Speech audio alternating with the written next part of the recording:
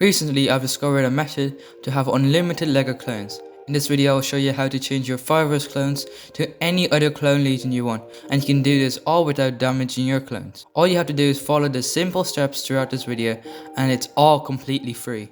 Hop onto Google and search up DaVinci Resolve and download the latest version for your computer.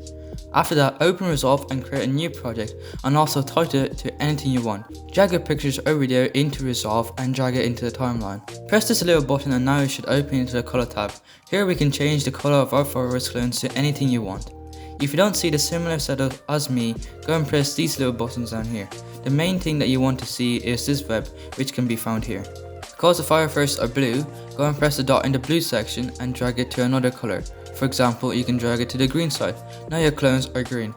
If you also want to change them individually, you can go and press this button and press the circle. Now go and adjust this to your clone and go back to the web and drag it to another color. Now one is green and the other one is blue. If you also want to make the other one also a different color, go and press Shift S to make a new node. Now go and press a new node and do the same process over again and drag it to a different color. Suppose you have a blue object in your background and you don't want anything happen to that area while you change the color of your clone trooper. Go here, but instead of pressing the circle, you can go and press this button. Now you can go back and draw out the section you do not want any color change happening and go and press this button.